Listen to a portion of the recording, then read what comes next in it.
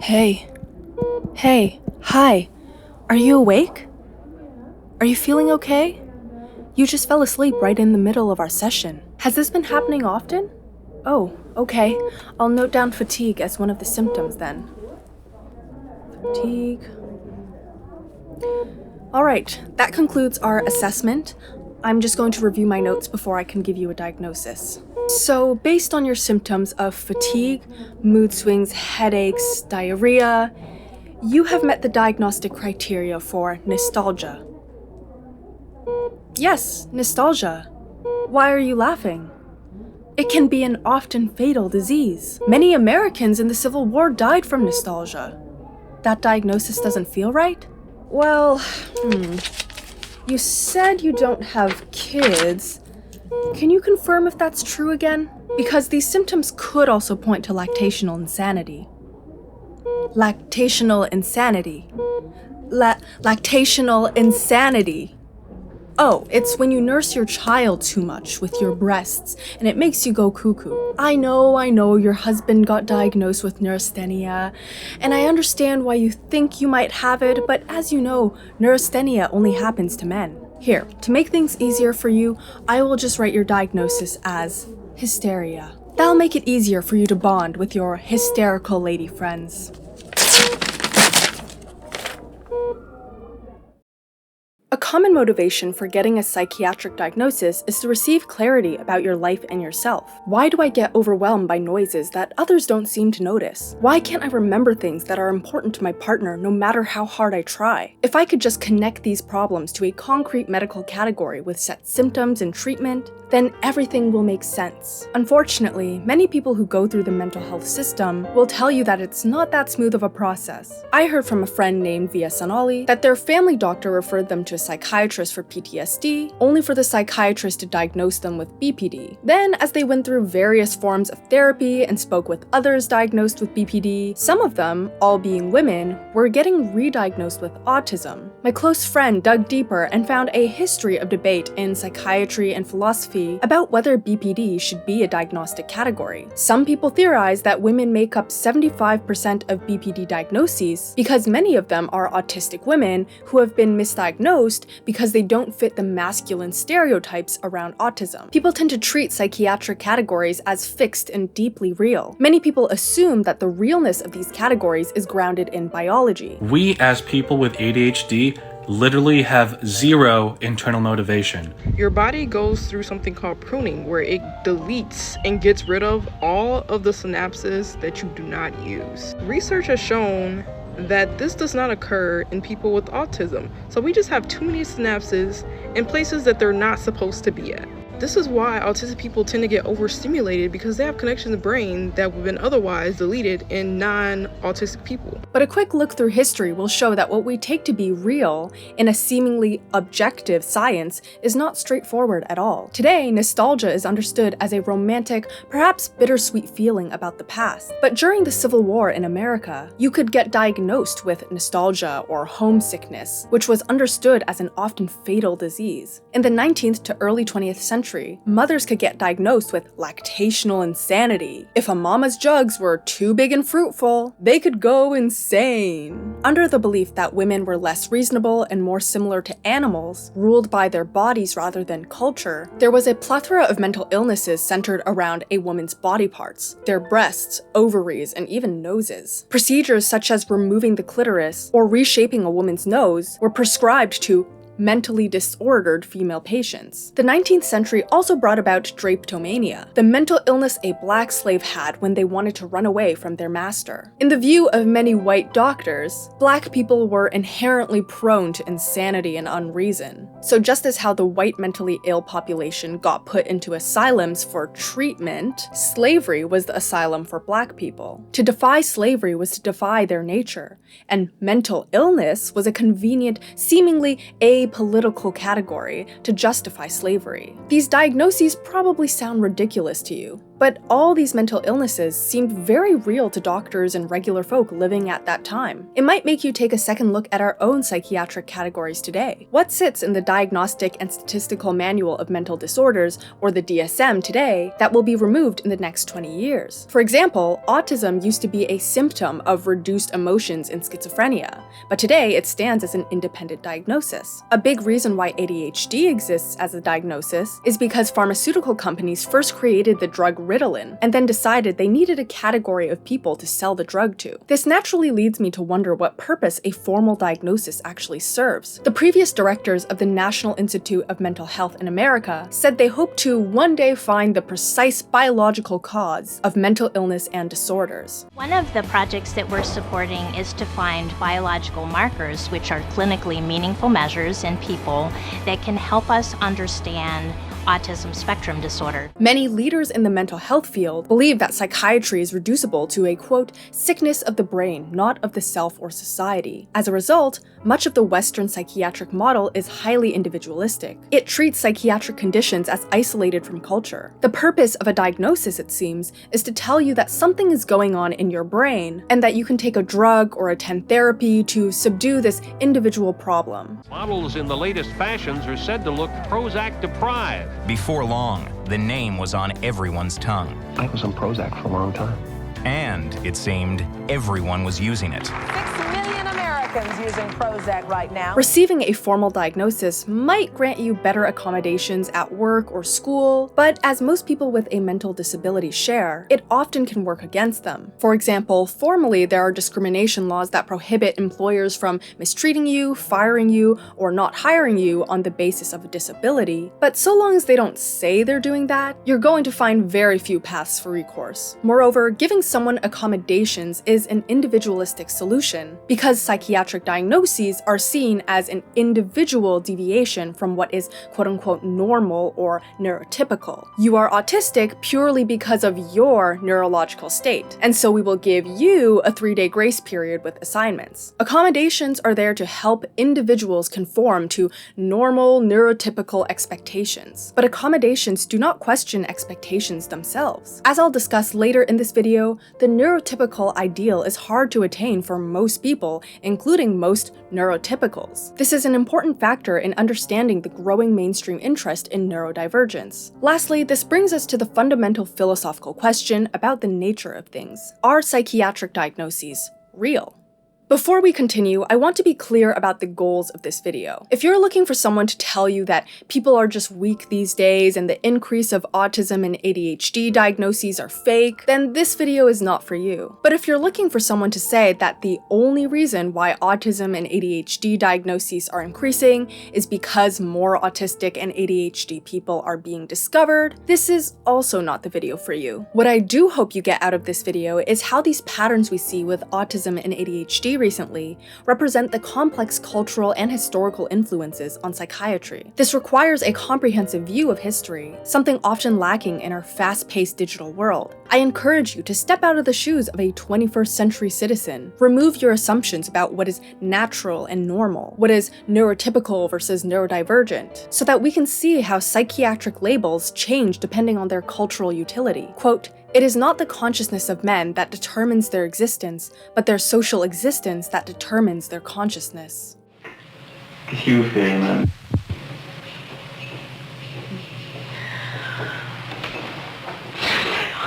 Vous avez peur? De quoi avez-vous peur?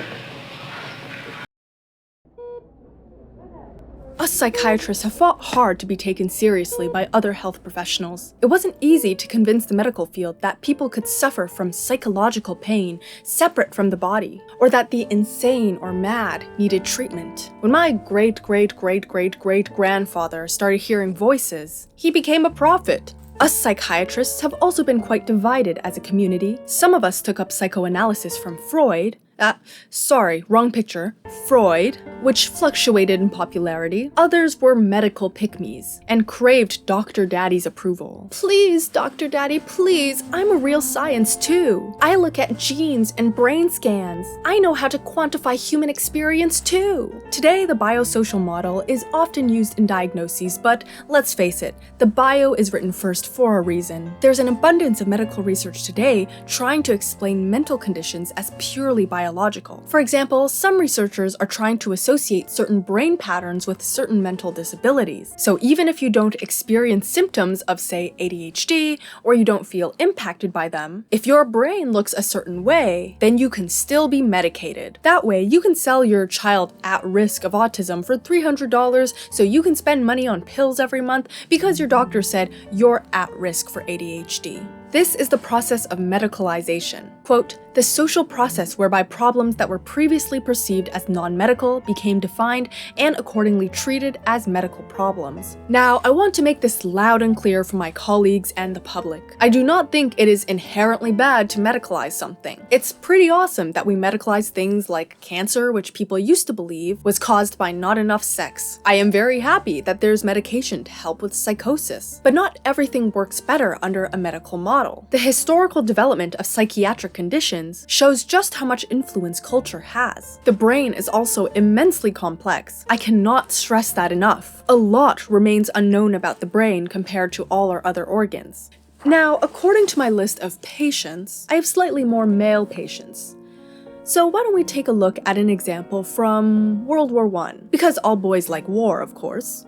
You know, I think it's the penis-shaped bullets. They produce a phallic infatuation.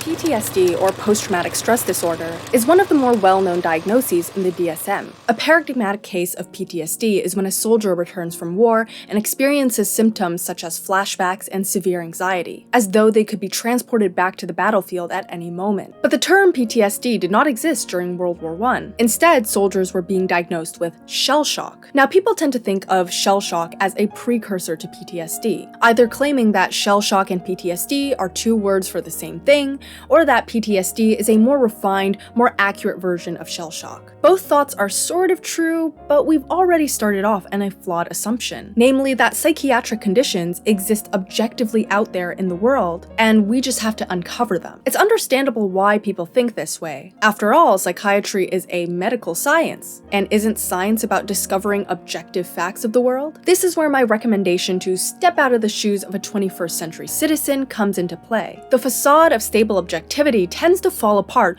once you transport yourself into a different historical moment. During World War I, there were only 50 psychiatrists in the US military for over 4 million people in the army. As a result, most military personnel were being treated by people who had no psychiatric training at all. Back then, psychiatry was not an established branch of medicine like it is today. Medical professionals, by and large, treated physical symptoms only. Soldiers knew this, and so their bodies subconsciously produced a variety of physical symptoms to communicate their pain, such as paralysis, restrictions in joint movement, muteness or deafness, constipation, and insomnia. Even within the military, there was a difference in the expression of symptoms depending on your ranking. During the World War I era, there was a condition called neurasthenia, which was associated with urban, middle to upper class men who just worked too hard. Their strenuous intellectual work was said to cause headaches, fatigue, vertigo, and aches. As such, it was desirable to have neurasthenia. Interestingly then, the higher the rank of a military officer, the more their symptoms resembled neurasthenia and not shell shock. This is an example of conversion,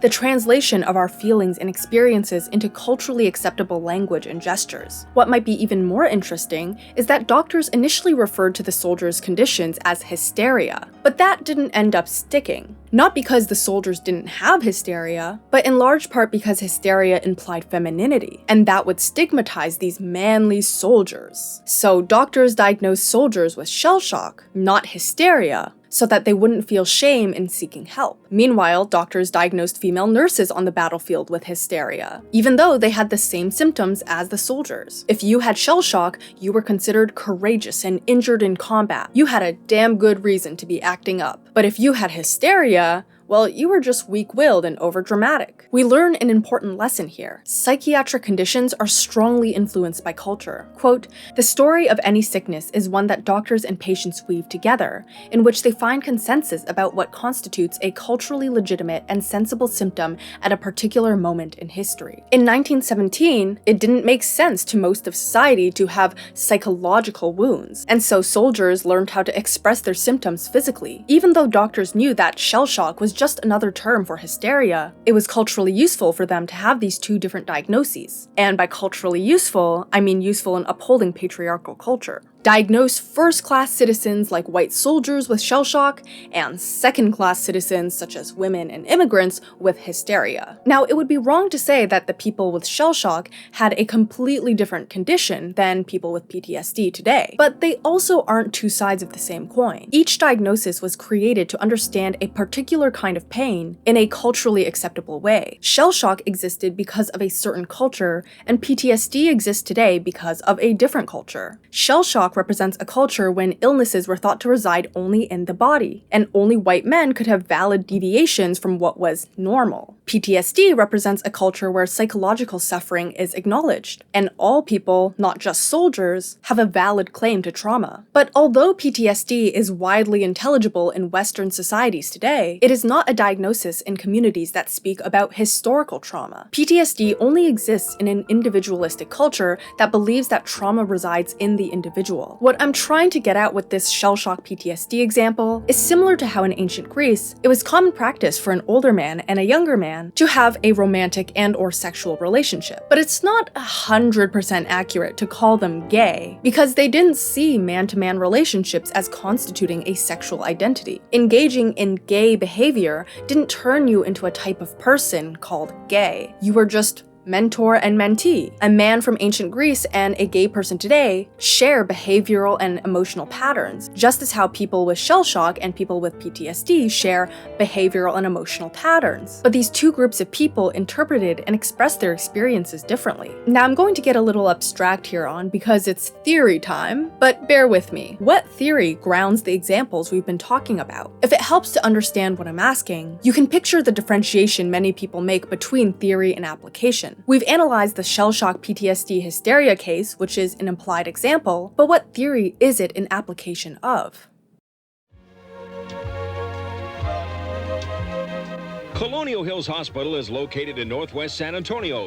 Over the years, it has come to symbolize hope for those who are drawn to its professional, caring environment. There once was a psychiatrist named Frantz Fanon. During the Algerian Revolution, Fanon was stationed in the psychiatric hospital of Bilda-Joinville of Algeria, where he treated patients from both the French and the Algerian side. But he ended up resigning from the psychiatric hospital. He saw psychiatry as ill-suited for what it claimed to do. Psychiatry supposedly was a medical technique to help integrate people into society so that they could, quote, no longer be a stranger to their environment. But it failed to do this because Algeria had a social structure of systemized dehumanization. When others determine what a true human or woman or French citizen is, how could you be anything but a stranger to your environment? Rien ici ne vous appartient.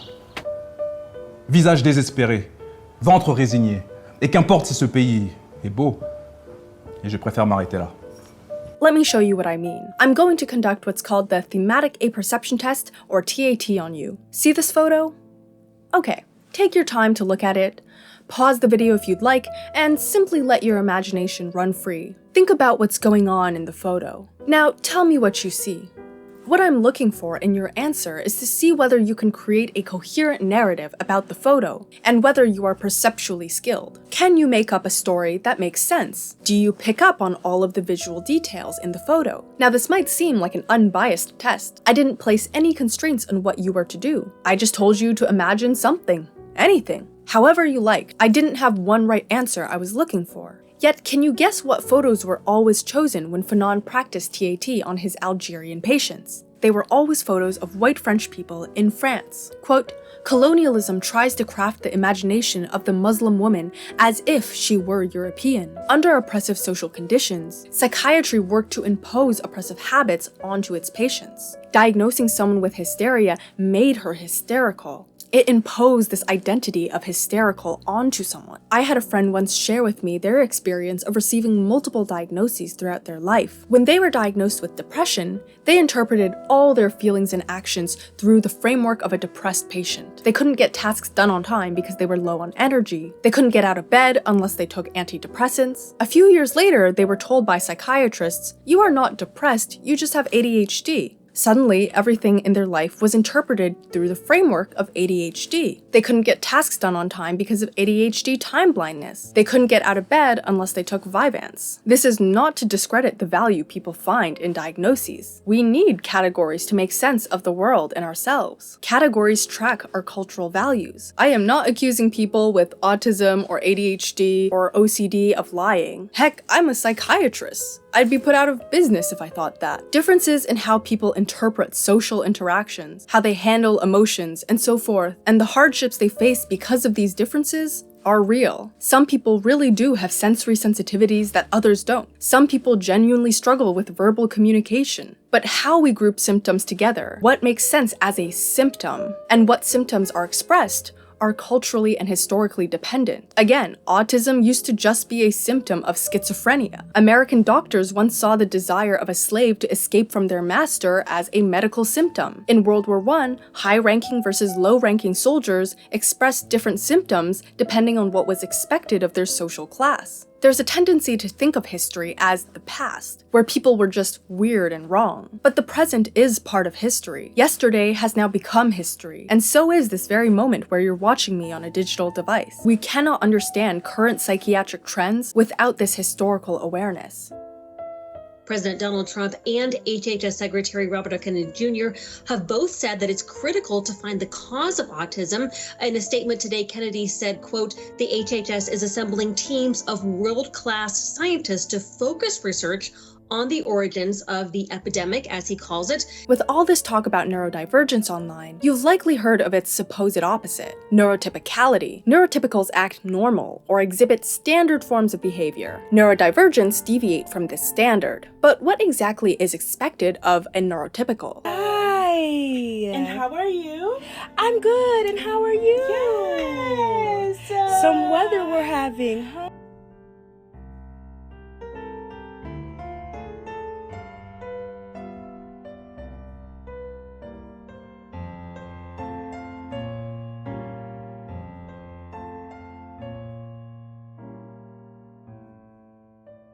Okay, so the neurotypical excels, or at least does fine, under the 9-to-5 cubicle workday. They don't struggle with adhering to social norms of expression. They can regulate their emotions by themselves. Wait, who is actually this perfect? Where are the neurotypicals? What are they doing? Who are they? What do they act like? What becomes apparent is that neurotypicality is an ideal, a culturally oppressive standard that harms most people, including neurotypicals. Devin Price, a social psychologist and professor who is also autistic, makes an analogy between neurotypicality and heteronormativity. Heteronormativity obviously hurts queer people the most, but it also hurts hetero people. Heteronormativity is not just the expectation to like someone of the opposite sex. It also involves the right expectations about how to like them. A boy and a girl meet.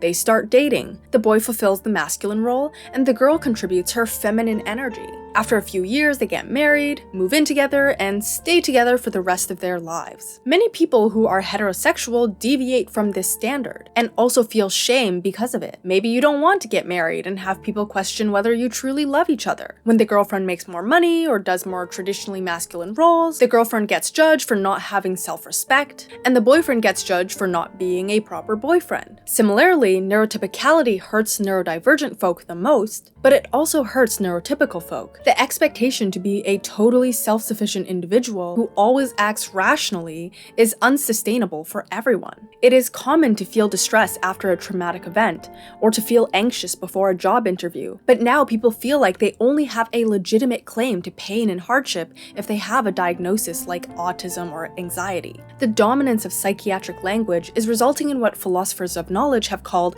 contributory injustice. Concepts often improve our knowledge. Creating the concept of postpartum depression, for example, helped many mothers understand why they were feeling so terrible, and prevented people from blaming mothers for not being motherly enough. But psychiatric language now dominates so many aspects of life that people struggle to see the world through any other concept. This is an epistemic injustice, an injustice in our ability to know and understand things. People cannot understand things in a non-psychiatric way. Everyone in my life is white, and they go, that guy's autistic. I go, I agree. Exactly. No, but we don't do that in like other cultures. What cultures do we not do that in? Latin culture, we just go, that's Jose and he likes to sweep. Like, you just let that guy rock.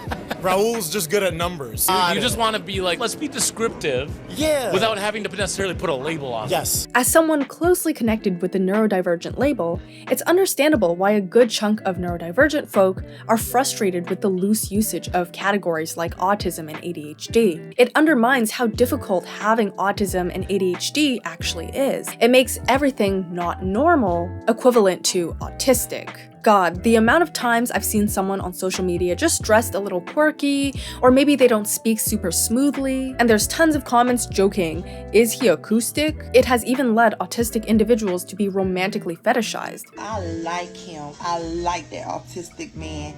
And would I be wrong if I asked him at dinner, is you autistic? Because I like that. But when autistic folk do not fit into this fetishized image of autism, they are belittled as they historically have been. The seemingly increased acceptance towards autism is only an acceptance of the symptoms that the culture now deems unproblematic. But at the end of the day, it would be misguided to point our fingers at individual actors. Psychiatry cannot be separated from historical values of productivity and work. For centuries, psychiatric asylums existed to confine anyone who is generally disruptive and unproductive. Lawbreakers, the unemployed, the unhoused, the physically disabled, and the strange were all put into the same asylums. What mattered was their shared lack of contribution to economic production. As such, when asylums were specifically designed for the insane in the 18th century, doctors defined diagnoses primarily in terms of the failure to function to serve the economy, a view that still lives on today in psychiatry. Several diagnoses are still described as functional impairments. Diagnoses like autism and ADHD are split between low functioning and high functioning. But think about what constitutes functioning. The autistic person who works 80 hours a week at a prestigious tech company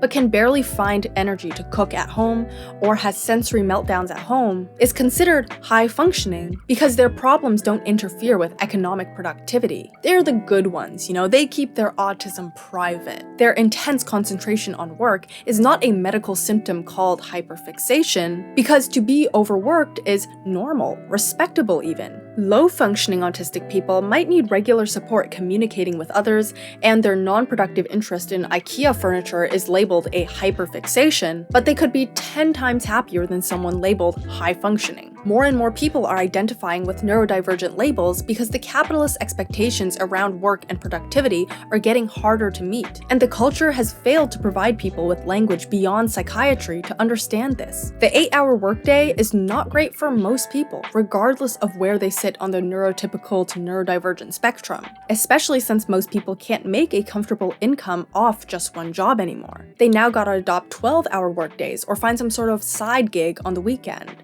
With most people being highly dependent on their phone, we are constantly tapped into tragic stories all over the world. We are constantly thinking about how others judge us on social media. Did I pick a cool caption? Why don't I look as pretty as her? Why did someone call me cringe on my TikTok when I didn't think it was cringe at all? Performing a specific image of ourselves is a regular occurrence in the average person's life. That's why Devin Price says unmasking is for everyone. Autistic and non-autistic people mask in different ways, but unmasking benefits all. A lot of people are stuck on a treadmill of following popular norms and expectations without truly being in touch with themselves. Improving work conditions to be more accessible and flexible is also good for everyone. Autistic folk require accommodations of a certain kind, but the general observation that the workplace needs improvement is true for most people. Quote, "To acknowledge the needs of autistic workers is to listen to the canaries in the coal mine. Our sensitivities and needs help lay bare just how unfair many work expectations are, even for neurotypical people." For these reasons, it's not uncommon for psychiatrists to diagnose people with whatever they think will get them the services they would most benefit from. The DSM organizes diagnoses into clean, separate categories, but many psychiatrists know that diagnoses are not actually distinct in these clean ways. There is so much overlap between ADHD and autism, BPD and CPTSD, anxiety and depression, etc., etc. Moreover, a medical or psychological condition only exists if money is funneled into research, clinics, and studies that steadily produce these diagnoses. So sometimes, if one disorder becomes less stigmatized or is more attractive for research grants, it may be diagnosed more, which causes the number of other diagnoses with overlapping symptoms to decrease. As such, the total number of diagnoses or people using disability services might not actually change, even if the media makes it seem like everyone is autistic or has ADHD now. Crucially, this means that as a diagnosis becomes increasingly useful for a more diverse group of individuals, the differences between people with and without the diagnosis can decrease. So, are psychiatric diagnoses real? Yes and no. The diagnoses and symptoms we deem real are informed by what is culturally sensible and/or useful. So, if you think real means a biological, universal, and eternal entity, then no, psychiatric diagnoses aren't real. But that's the wrong way of looking at things. You're going to find that practically nothing is real under that definition. Autism, ADHD, OCD, PTSD, these categories coincide with how Western culture makes sense of the world and the individual. They are real because they function as real, and that's enough. And if in 50 years the DSM looks totally different, I wouldn't be too surprised. But that doesn't change what is real for people right now. There's a lot of research I did that didn't make it into this video, but I could only fit so much in one video in a coherent way. You can check out my research notes on Patreon. I also make short explanations of different philosophy papers or book chapters on Patreon in a series called the Brain Nourishment Series. I'd appreciate your support over there, and it's lots of fun if you can join the Discord. We've been playing Jackbox Party recently and trapping each other in moral dilemmas. I'm sure many of you, like myself, also feel like the world is an increasingly volatile place, which makes it difficult to keep up with the news. It doesn't help that most people get news through social media, but social media sites are known to shadow ban certain news topics, keep you within your algorithm's bubble, and distract you from serious news with brain rot. I tell you this because the sponsor of this video is Ground News, but I'm not going to act like Ground News is perfect. No news site can be perfect, especially with the goals that Ground News has. Ground News wants to be a tool to help you be more conscious of bias, to widen the scope of the news stories you encounter,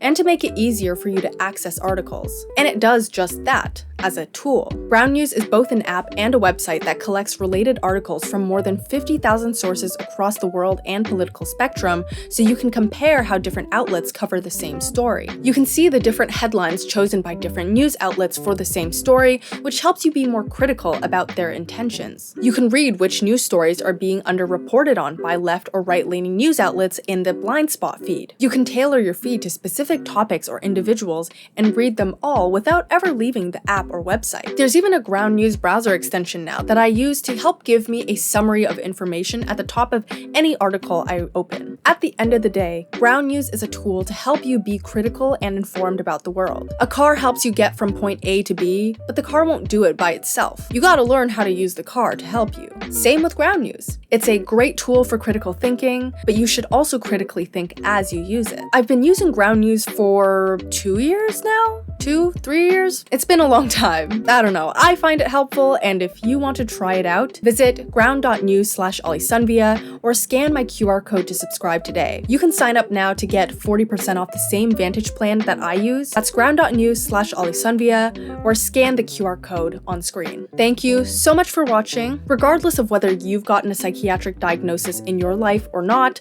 regardless of whether you know someone who's had a psychiatric diagnosis or not, I'd love to hear your thoughts about what you think about psychiatry and the mental health system. Do you have any personal experiences you would want to share?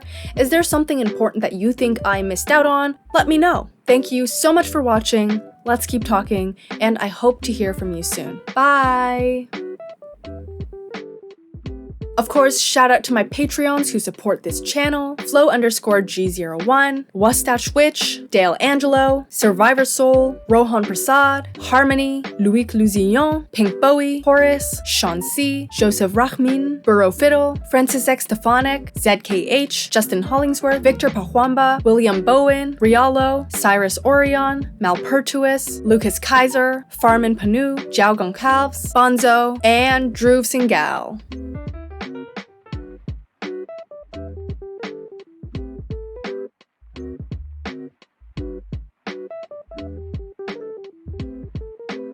it.